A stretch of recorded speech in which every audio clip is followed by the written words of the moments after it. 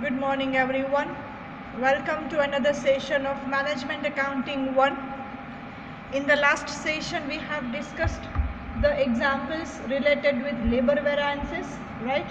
And from today onwards, we are going to start with the last unit of our syllabus, that is fund flow statement. The first unit was marginal costing, completely based on formula. PV ratio, break-even point, and required sales to get target profit, margin of safety, etc. Then we have started with standard costing chapter 1, that is material variance, right? Material cost variance, price variance, usage variance, mix variance, and yield variance, and sub-usage variance, right? Then the third unit was standard costing 2, that is labor variance, right? In which again we have calculated labor cost variance, labor wage rate variance, labor efficiency variance, labor mix variance, labor sub efficiency variance, and idle variance, right? So now the last unit of the syllabus, that is fund flow statement, right? This chapter is completely based on format and ledgers. The previous 3 units were based on formula. This chapter is based on format and ledger, the lengthiest chapter ever, right? So you need to pay attention very well in each and every example, especially the 2 sessions of the beginning, right? So pay attention and prepare the notes accordingly. Write each and every word from the video that I have written in my notebook, right? Okay, so fund flow statement. તો પહેલાં તો નામ ઉપરથી જ એનો meaning ખબર પડી જાય કે કોઈ સ્ટેટમેન્ટ પ્રિપેર કરવાની વાત કરે છે, right? So as we all know, accounting is just the representation of your financial data, right? The financial details are represented in the form of financial statements like trading account, P&L account, and balance sheet, right? Along with those financial statements, some of the new financial statements or some of the supportive financial statements are used in many of the cases or at many places. For example, to represent the same or to present before the management, to present before the stakeholders, etc., etc., right? So along with the other financial statements, the fund flow statement is also prepared for certain utilities, which would be to show true and fair view of the business, right? To show from where the fund has been arrived and from where the fund has been invested, right? So the word fund refers to net working capital. The inflow and outflow of cash and cash equivalents are to be recorded in a statement is called fund flow statement. તમે ઓડિટિંગમાં પણ ભણો છો. By preparing the P&L account, one can know the profit or loss of the particular period, and from the balance sheet the company, or from the balance sheet of the company, one can know what is the proportion of the owned capital and borrowed capital, how much amount is invested in fixed assets as well as current assets, right? Whether the balance sheet is showing true and fair view or not, that has to be checked through auditing the accounts or auditing the ledgers, etc. Alright, so along with these 2 financial statements, couple of more financial statements are prepared as a supportive statements. So fund flow statement is one of that financial statement to be represented to the bankers, creditors, and stakeholders and the other stakeholders, right? So અહીંયા નવો word છે તમારા માટે fund. Fund word આપણે ઘણી બધી વખત સાંભળી ચૂક્યા છીએ, રાઈટ? બેલેન્સ શીટમાં આપણે લખીએ છીએ રિઝર્વ ફંડ, રાઈટ? દેન કેપિટલ ફંડ, દેન રિઝર્વ ફંડ. તો ફંડ વર્ડ ઘણી બધી જગ્યાએ આપણે યુઝ કરીએ છીએ. ગુજરાતી કહું ફંડનો તો ભંડોળ, right? So fund is the compile or fund is the total of certain amount to be transferred every year or at every interval or at every regular timing, right? So now in this chapter the following statements and ledgers are to be prepared. તો પહેલાં તો ફંડનો meaning તમને clear હોવો જોઈએ. બિઝનેસમાંથી finance ક્યાંથી આવશે ઓર amount કે cache ક્યાંથી જનરેટ થશે અને એનું યુટિલાઇઝેશન ક્યાં થશે, એને આપણે ફંડ કહેવાય છે. પણ ફંડ 100% કેશમાં જ હોય એવું કમ્પલસરી નથી, રાઈટ. કેશ ઓર કેશ ઇક્વિવેલેન્ટ. માનો કે હું સેલ્સ કરું છું, કેશથી સેલ્સ કરું છું, so cash comes in, so that can also be my type of fund, કે એ કેશ મને મળ્યા તો that is my source of fund. Okay. પછી હું કેશ સેલ્સ નથી કરતી પણ હું ક્રેડિટ સેલ્સ કરું છું તો પણ મારું ફંડ ઇન્ક્રીઝ થયું એવું કહેવાશે, બિકોઝ ભલે અત્યારે કેશ નથી મળ્યા પણ ફ્યુચરમાં મને કેશ મળવાના છે, so my current asset is going to be increased, right. તો મારી વર્કિંગ કેપિટલમાં જો ઇન્ક્રીઝ ડિક્રીઝ થાય છે તો હું એને કહી શકું કે મારું ફંડ છે અફેક્ટ થાય છે, રાઈટ. એવી જ રીતે જો હું ઇક્વિટી શેર કેપિટલ ઇસ્યુ કરું છું, સો that would B my source of fund. મારું જે અમાઉન્ટ છે મને ક્યાંથી મળશે તો કે ઇક્વિટી શેર્સ ઇસ્યુ કર્યા એમાંથી. હવે એ જ અમાઉન્ટમાંથી હું બિલ્ડિંગ પરચેસ કરું છું, સો that is called application of fund. એટલે કે આ મારું જે ફંડ છે યુટિલાઇઝ ક્યાં થશે તો કે બિલ્ડિંગ પરચેસ કરવામાં, right. So likewise you can go with the meaning of the fund flow statement. Throughout a particular time period amount ક્યાંથી આવે છે અને અમાઉન્ટ ક્યાં યુટિલાઇઝ થાય છે એનું પૂરેપૂરું પિક્ચર ફિનાન્શિયલ ફોર્મમાં, that is fund flow statement, right. Now in this chapter the following statements or ledgers are to be prepared. Statement showing changes in working capital, adjusted P&L account, fund flow statement and supportive ledgers. આ ચાર વસ્તુઓ તમારે prepare કરવાની છે as a part of your answer. Supportive લેજર્સમાં શું કરવાનું છે, તમને ક્વેશ્ચન છે ને બેલેન્સ શીટના ફોર્મમાં આપેલો હશે, તો બેલેન્સ શીટમાંથી કરંટ અસેટ્સ અને કરંટ લાયબિલિટીઝ સિવાયના બધાના લેજર્સ બનાવવાના રહેશે, રાઈટ. સો હવે આ ચાર વસ્તુને હું વન બાય વન એક્સપ્લેન કરું છું. Statement showing changes in working કેપિટલમાં કયા રૂલ્સ ફોલો કરવાના છે એ યાદ રાખવાનું છે. તો પહેલાં તો અહીંયા જોઈ લઈએ. નામ છે statement showing changes in working capital. હમણાં જ આપણે વાત થઈ મિનિંગ ઓફ ફંડમાં, that changes in your working capital represents the change in your fund, right. તમારી ઓન હેન્ડ બેલેન્સ છે કે જે ઓન હેન્ડ બેલેન્સ રહેવાની છે એમાં જે કોઈ બી ઇફેક્ટ આવશે that can be treated as fund and the fund is affected when your working capital is affected, right. So what are the rules? If current asset increases, it is said that working capital also increases. If current asset decreases, then working capital decrease. If current liability increase, then working capital decrease. And if current liability decrease, working capital increase. Simply યાદ રાખી શકો current asset સાથે positive relationship. Current asset વધશે તો working capital પણ increase થશે, current asset decrease થાય તો working capital પણ ડિક્રીઝ થાય, રાઈટ. અને કરંટ લાયબિલિટી ઇન્ક્રીઝ થાય તો વર્કિંગ કેપિટલ રિડ્યુસ થશે અને કરંટ લાયબિલિટી ડિક્રીઝ થાય તો વર્કિંગ કેપિટલ ઇન્ક્રીઝ થશે. સૌથી પહેલાં તો તમને વર્કિંગ કેપિટલનું મિનિંગ તમારા માઇન્ડમાં ક્લિયર હોવું જોઈએ. amount required to run the business, right. Amount required to pay your day-to-day operations, to pay your day-to-day requirements of the business. What is the common general formula of working capital? Current asset minus current liability. રોજબરોજના કંપનીના ખર્ચાને પહોંચી વળવા માટે જે રકમ હાથવગી રાખો છો એને કહેવાય વર્કિંગ કેપિટલ, બરાબર. ચાલુ મૂડી, ગુજરાતીમાં તમે એને ચાલુ મૂડી કહેતા. હવે જે બોક્સ કરેલું છે, decrease in working capital is treated as source and increase in working capital is treated as application. આ બધી વસ્તુઓ શું છે એ હવે પછીના એક્ઝામ્પલથી ક્લિયર થઈ જશે. આ વર્કિંગ કેપિટલનું બધું સમજાઈ જાય એટલા માટે મેં એક નાનું એક્ઝામ્પલ લીધું છે, right.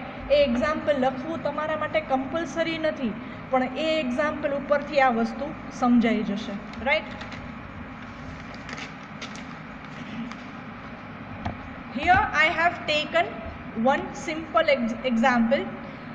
This is my main question. Current asset is 1 lakh and current liability is 40,000. So what is the formula of working capital? Current asset minus current liability એટલે 60,000. કરંટ અસેટ એટલે આટલી રકમ મને મારી અસેટ્સમાંથી મળવાની છે. કરંટ લાયબિલિટી એટલે કે આટલી રકમ મારે ચૂકવવાની છે, તો મારે ઓન હેન્ડ અમાઉન્ટ કેટલી રહેશે બિઝનેસ માટે 60,000, રાઈટ. તો આ મારી વર્કિંગ કેપિટલ. હવે હું શું કરું છું, અહીંયા કરંટ અસેટ ઇન્ક્રીઝ કરી. શું કરી? કરંટ અસેટ મેં ઇન્ક્રીઝ કરી. 1 લાખમાંથી શું કર્યા? 1,20,000 કર્યા. તો જો if current asset increases then working capital also increases. Current asset 1 લાખમાંથી 1,20,000 કર્યા એટલે તરત વર્કિંગ કેપિટલ 60માંથી શું થઈ ગઈ? 80. એટલે આપણો પહેલો રૂલ ક્લિયર થયો. કરંટ અસેટ ઇન્ક્રીઝ થાય તો વર્કિંગ કેપિટલ પણ ઇન્ક્રીઝ થાય. આ પ્રૂફ છે ફર્સ્ટ રૂલનું. Second rule, current asset decrease થાય તો વર્કિંગ કેપિટલ ડિક્રીઝ થાય. તો હવે જો કરંટ અસેટ કેટલી હતી? 1 લાખ, એની જગ્યાએ મેં શું લઈ લીધું? 80,000 ડિક્રીઝ કરી, -40,000 એઝ ઇટ ઇઝ. તો વર્કિંગ કેપિટલ શું થઈ ગયું? 60માંથી 40 થઈ ગઈ, રાઈટ. સો આપણા પહેલાં બે રૂલ્સ ક્લિયર થાય છે, પ્રૂફ થાય છે. If current asset ઇન્ક્રીઝીસ then working capital increases, and if current asset decreases then working capital decreases, right. એવી જ રીતે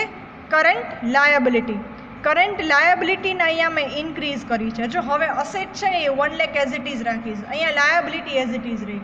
હવે 40માંથી 60 કર્યું, કરંટ લાયબિલિટી ઇન્ક્રીઝ કરી તો વર્કિંગ કેપિટલ શું થયું? ડિક્રીઝ થઈ. તો આપણો ત્રીજો રૂલ ક્લિયર થયો. If current liability increases working capital decreases. એવી જ રીતે 1 લાખ -30,000, રાઈટ. તો હવે મેં શું કર્યું? કરંટ લાયબિલિટી ડિક્રીઝ કરી. સો 1 લાખ -30,000 એટલે 70,000. તો વર્કિંગ કેપિટલ શું થયું? ઇન્ક્રીઝ થઈ, રાઈટ. તો આ આપણી જે રૂલ છે એનું મેં તમને એક્ઝામ્પલથી પ્રૂફ આપ્યું, જે તમારે લખવાની જરૂર નથી પણ તમારે યાદ રાખવાનું છે. Statement showing changes in working capital, એનું ફોર્મેટ તમને ટેક્સ્ટ બુકમાં આપેલું છે. જેની પાસે ટેક્સ્ટ બુક હોય એ ફોર્મેટ જોઈ શકશે. હું તમને એના પેજ નંબર આપી દઉં છું. The format is on page number 23. our textbook page number 23, so you can have a look at it, okay. and example માં આ સ્ટેટમેન્ટ આવશે જ તો ત્યારે પણ હું તમને એક્સપ્લેન કરી દઉં છું. તો first statement was statement showing changes in working capital. પછી આપણે બનાવવાનું છે એડજસ્ટેડ P&L અકાઉન્ટ. તો એડજસ્ટેડ P&L અકાઉન્ટ કેવું થશે? આપણા રેગ્યુલર P&L અકાઉન્ટ જેવું જ થશે, પણ ડેબિટ સાઇડ આપણું આવશે લોસીસ અને non cash expenses, and credit side આવશે નોન કેશ ઇન્કમ. અગેન આ બધી વસ્તુ એક્ઝામ્પલ સ્ટાર્ટ થશે ત્યારે ખબર પડી જ જશે, right. So don't worry right now. Third most important one, fund flow statement. બે સાઇડ છે સ્ટેટમેન્ટ છે, સોર્સિસ એન્ડ એપ્લિકેશન. સોર્સિસ એટલે કે ક્યાંથી તમને ફંડ જનરેટ થશે, ઇન્કમ ક્યાંથી થશે, કેશ તમારી પાસે ક્યાંથી આવશે. એન્ડ એપ્લિકેશન એટલે કે તમે એ અવેલેબલ ફાઇનાન્સ તમે ક્યાં યુઝ કરો છો. Girls, let me make one thing very clear. if you are going for your further studies, whether in masters that is MCom or MBA, in both of them this chapter is included. In both of the syllabus this chapter is included, right. So this chapter tends to be the most important chapter from the viewpoint of your this year as well as from the masters viewpoint, right. So notes ને બધું સાચવીને રાખજો અને proper લખી લેજો. Sources અને application. તો હવે આગળ આપણે વાત થઈ હતી કે ડિક્રીઝ ઇન વર્કિંગ કેપિટલ છે એ શું થશે? તો કે સોર્સ થશે. હવે સોર્સ કેમ થાય? વર્કિંગ કેપિટલ ડિક્રીઝ થાય એટલે મારું જે ફંડ બ્લોક થઈ ગયું હતું વર્કિંગ કેપિટલમાં, એ ફંડ છે એ ડિક્રીઝ થયું, એટલે કે મારી પાસે કેશ ઓન હેન્ડ વધારે રહ્યું. therefore it is my source of working capital. and application એટલે કે increase in working capital. તો વર્કિંગ કેપિટલ ઇન્ક્રીઝ થાય ઇટ મીન્સ મારું ફંડ બ્લોકેજ એમાં વધારે થયું છે, એટલા માટે increase in working capital is my application, right. So decrease in working capital is source, કેમ કે તમારું અમાઉન્ટ છે ક્લિયર થાય છે, છૂટી થઈ જાય છે, બ્લોક્ડ ફંડ છે રિલીઝ થઈ જાય છે.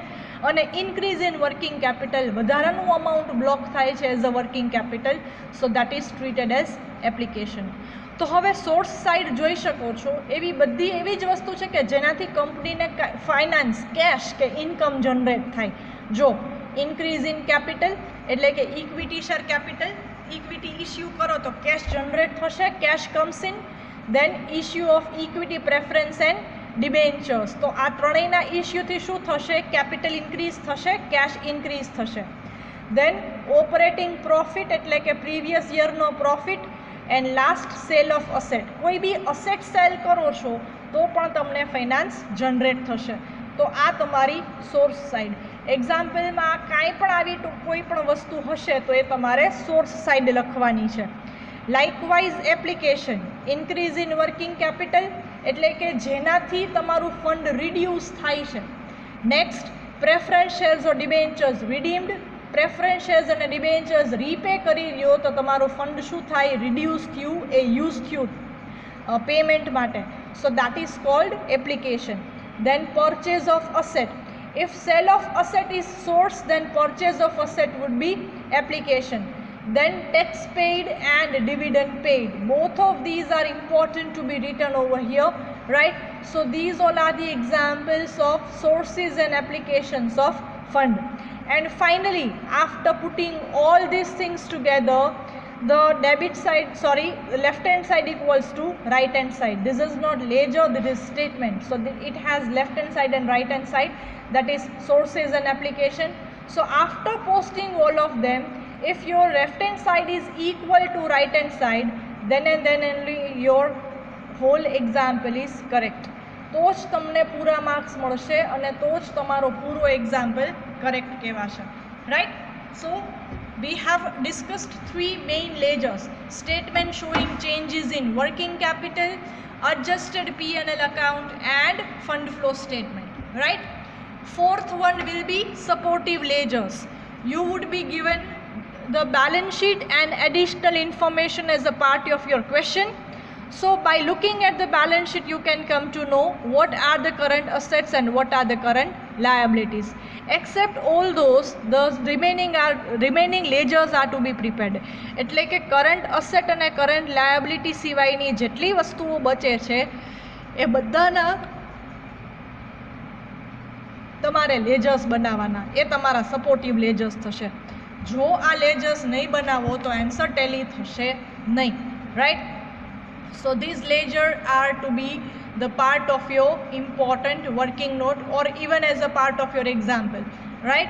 તો એ લેજર્સ તો જ સમજાશે જો હવે પછીની બધી એન્ટ્રીઝ સમજાશે તો. અગેન રિપીટ કરીએ, ક્વેશ્ચન તમને કયા ફોર્મેટમાં હશે? 2 yearsની બેલેન્સ શીટ આપેલી હશે અને એડિશનલ ઇન્ફોર્મેશન આપેલી હશે. તો જે એડિશનલ ઇન્ફોર્મેશન આપેલી હશે એના ઉપરથી તમારે જર્નલ એન્ટ્રી પાસ કરવાની છે.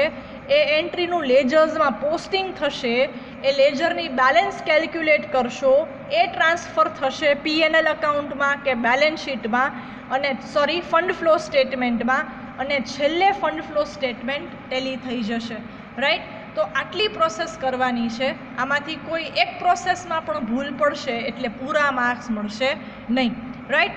સો starting with the first thing, provision for tax. જ્યારે તમને એક્ઝામ્પલમાં પ્રોવિઝન ફોર ટેક્સનું કાંઈ પણ રિલેશન આપ્યું હોય ત્યારે શું કરવાનું એની વાત થાય છે. સો there are 2 journal entries when tax is paid and when provision is made. આમાંથી લગભગ એક પણ જર્નલ એન્ટ્રીઝ એવી નહીં હોય કે તમારા માટે નવી છે, રાઈટ? આપણી પાસે 3 રૂલ છે: personal account, real account and nominal account. Debit ક્રેડિટના 3 રૂલ છે. એ 3 રૂલ યાદ રાખી લ્યો ને એટલે કોઈ પણ એન્ટ્રી તમે તમારી મેળે પાસ કરી શકશો. તમારે બીજી કોઈ એન્ટ્રીઝ યાદ રાખવાની પણ જરૂર પડશે નહીં, right? So look at the first one, when tax is paid. હવે ટેક્સ પે કરો તો કેશ ગોઝ આઉટ એટલે બેંક અકાઉન્ટ ક્રેડિટ થાય, અને ટેક્સ એવરી યર પે કરો છો એટલે શું કરો છો? તમે એનું પ્રોવિઝન ક્રિએટ કરેલું હોય તો એ પ્રોવિઝન કયા અકાઉન્ટમાં જાય? Provision four tax accountમાં. So whenever the tax is paid by the company, the entry will be provision for tax account debit to bank account, right? And whenever the provision is made, the entry will be P&L account debit to provision for tax account. કેમ કે provisions ને reserves બધું create કરવાનું હોય તો ક્યાંથી થાય? P&L અકાઉન્ટમાંથી. So P&L account debit to provision for tax account.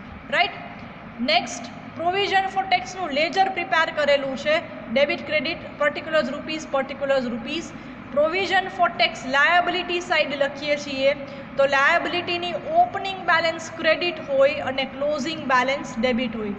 Opening બેલેન્સમાં આપણે આ રીતે લખાય બેલેન્સ B/D એટલે કે બેલેન્સ બ્રોટ ડાઉન એટલે કે ઓપનિંગ બેલેન્સ, અને ક્લોઝિંગ બેલેન્સમાં લખાય બેલેન્સ C/F એટલે કે બેલેન્સ કેરીડ ફોરવર્ડ એટલે કે ક્લોઝિંગ કેશ બેલેન્સ, રાઈટ, ઓર ક્લોઝિંગ બેલેન્સ. તો પ્રોવિઝન ફોર ટેક્સમાં આ ચાર જ વસ્તુઓ આવશે. આ ચારમાંથી કોઈ પણ એક મિસિંગ હશે. ઓપનિંગ બેલેન્સ અને ક્લોઝિંગ બેલેન્સ એક્ઝામ્પલમાં આપેલી હશે. પ્રોવિઝન કે ટેક્સ પેમેન્ટ બેમાંથી એકનું કંઈક adjustment as a other information હશે તો રિમેનિંગ અમાઉન્ટ હશે એ ત્રીજી વસ્તુ મળી જશે. તો એ જ્યારે એક્ઝામ્પલમાં આવશે ત્યારની વાત ત્યારે, રાઈટ. આવી જ વસ્તુ થશે પ્રપોઝડ ડિવિડન્ડમાં, રાઈટ. પ્રપોઝ ડિવિડન્ડમાં પણ આમ જ જ્યારે ડિવિડન્ડ પે કરો ત્યારે પ્રોવિઝન ફોર ટેક્સ વર્ડની જગ્યાએ આવી જશે proposed dividend account debit to bank account, અને પ્રોવિઝન ક્રિએટ કરો છો ત્યારે P&L account debit to proposed dividend account, right. આ રીતે થશે.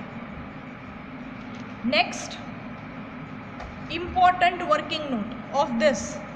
ઇફ નથિંગ ઇઝ સ્પેસિફાઈડ, એક્ઝામ્પલમાં કાંઈ સ્પેસિફાઈ નથી કર્યું કે ડ્યુરિંગ ધ યર ટેક્સ આટલો પે કરેલો છે કે ડ્યુરિંગ ધ યર આટલું પ્રોવિઝન ક્રિએટ કરેલું છે, એવું કાંઈ જ કીધું ના હોય તો ઓપનિંગ બેલેન્સ જેટલું તમારે પેમેન્ટ કરી દેવાનું અને ક્લોઝિંગ બેલેન્સ જેટલું તમારે પ્રોવિઝનની એન્ટ્રી આપી દેવાની, right. So this is the most important working not from the view point of your this chapter. કે કાંઈ જ ન કીધું હોય ફંડ ફ્લો સ્ટેટમેન્ટમાં તો આપણે શું કરવાનું? જો ઓપનિંગ બેલેન્સ જેટલી છે એટલું પેમેન્ટ કરી દેવાનું અને ક્લોઝિંગ બેલેન્સ જેટલી છે એટલાનું તમારે પ્રોવિઝન કરવાનું, right. So propose dividend and provision for tax બંનેની એન્ટ્રીઝ અને ટેકનિક સરખા જ છે એટલે પ્રપોઝ ડિવિડન્ડની એન્ટ્રી આપણે લખતા નથી, રાઈટ. સો ધીસ ઇઝ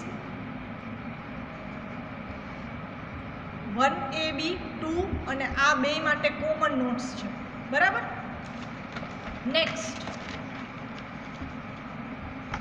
આ બધી એન્ટ્રીઝ તમે ક્યાંક ને ક્યાંક કરેલી છે સિન્સ 11th સ્ટાન્ડર્ડ, રાઈટ.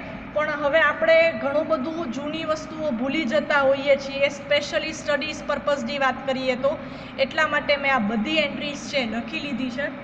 લેક્ચરના એન્ડમાં હું તમને ફોકસ ચેન્જ કરીને બતાવીશ એટલે પૂરેપૂરું પેજ તમને દેખાય. ત્યારે તમે એવું હોય ને તો સ્ક્રીનશોટ લઈ લેજો, પછી બધું તમારી બુકમાં લખી લેજો, right. So when the asset is sold at profit, entry will be bank account debit to asset account to P&L account that is profit. જ્યાં હું ખાલી P&L અકાઉન્ટ લખું છું ત્યાં સમજી જવાનું એડજસ્ટેડ P&L અકાઉન્ટની વાત કરું છું, right.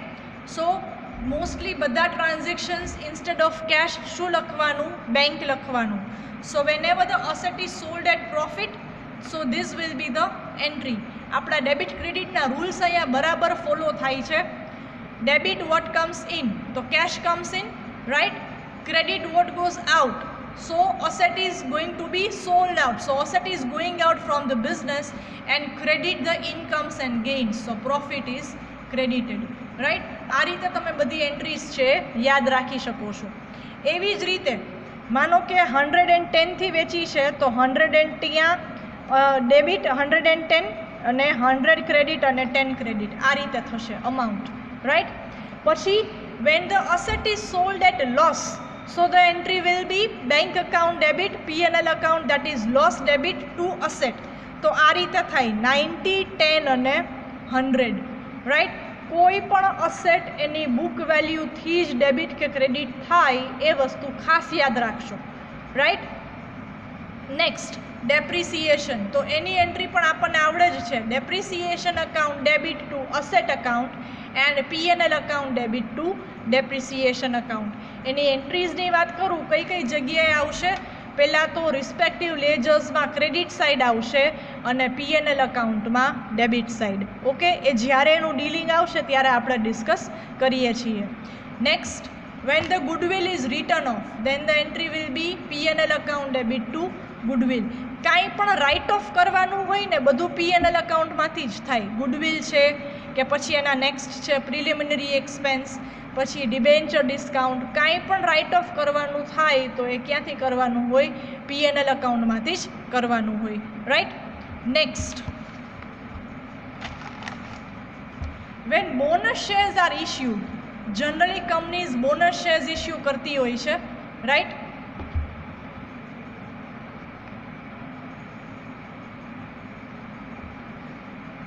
So general reserve account debit to bonus to equity shareholders account and bonus to equity shareholders account debit to equity share capital account.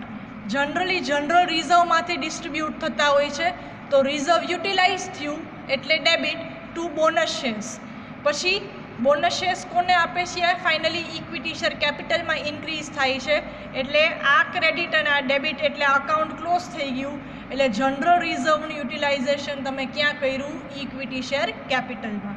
Okay, so most important journal entry mostly બધા એક્ઝામ્પલમાં આવશે જ. Right. આ entries આવડે એટલે એક્ઝામ્પલની working note આવડે, working note આવડે એટલે લેજર્સ આવડે, લેજર્સ આવડે એટલે P&L અકાઉન્ટ અને ફંડ ફ્લો સ્ટેટમેન્ટ આવડે, અને આ બધું આવડે એટલે પૂરા માર્ક્સ મળે. Right. So this is the simplest ever formation of your journal entries. Next, when shares or debentures are issued with premium, premium થી ઇશ્યુ કરો છો તો માનો કે ફેસ વેલ્યુ 100 છે તો આ રીતે થશે 100, 10 અને 110. રાઈટ. પૂરી અમાઉન્ટ આવશે બેંક અકાઉન્ટમાં, પછી ફેસ વેલ્યુ જશે શેર અકાઉન્ટમાં કે ડિબેન્ચર્સ અકાઉન્ટમાં, અને પ્રીમિયમ અમાઉન્ટ જશે premium લેજરમાં. So entry will be bank account debit to share or debenture account to share premium or security premium account or to debenture premium account. Okay. Next, when shares and debentures are issued with discount, discount ની વાત કરે છે. Right. અહીંયા શું હતું? Premium હતું. જો with premium અને અહીંયા at ડિસ્કાઉન્ટ. તો શું ફેર થાય? 90, 10 અને 100. ઇક્વિટી શેર કેપિટલ બંનેમાં 100 જ રહેશે. જો છે એટલે this is just an example. Book value આવશે, ત્યાં ફેસ વેલ્યુ આવશે. સો ડિસ્કાઉન્ટથી ઇશ્યુ કરો છો તો લોસ થાય. So losses will be debited. Cash comes in, so bank account is debited. So bank account to debenture discount to share capital or debenture account. Right. So this is the entry when the shares or debentures are issued at discount. Next, when the debentures are redeemed with premium, ક્યારેક એવું બને debenture તમે પાછા આપો છો, પાછા pay કરો છો, રીપે કરો છો પ્રીમિયમથી, તો એન્ટ્રી શું થશે? Debenture account debit, premium on redemption of debentures account debit to bank. તો અહીંયા બી એવું જ થશે 100, 10 અને 110. ડિબેન્ચર્સ અકાઉન્ટ કે શેર અકાઉન્ટ એની ફેસ વેલ્યુથી જ ડેબિટ કે ક્રેડિટ થશે. Right.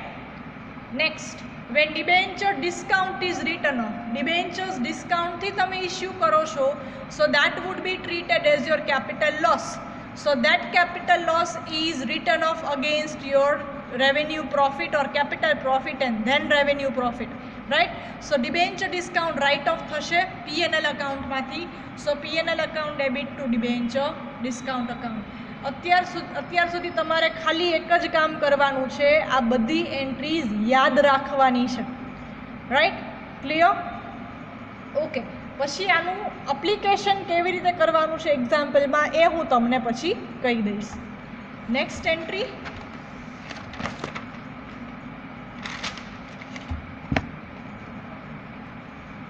when the provision is made or amount transferred to general reserve.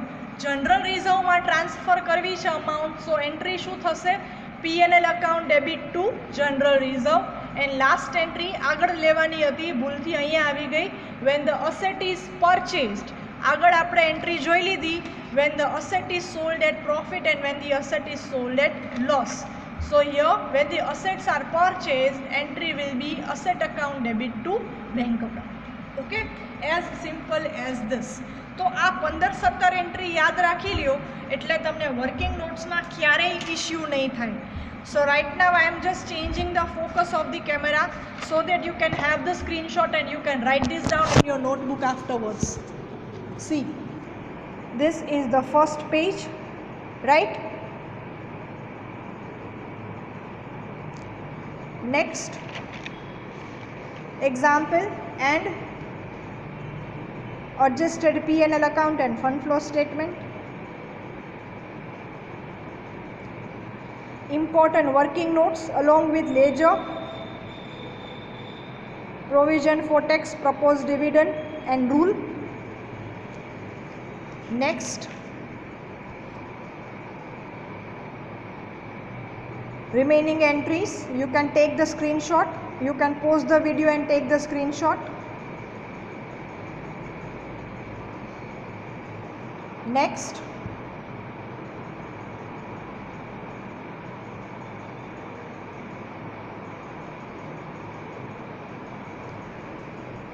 and the last page.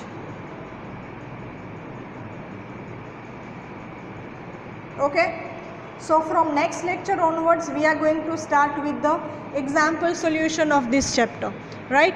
Till then just write all these things down in your notebook. Only then and then only you are able to understand the further example, right? Thank you all.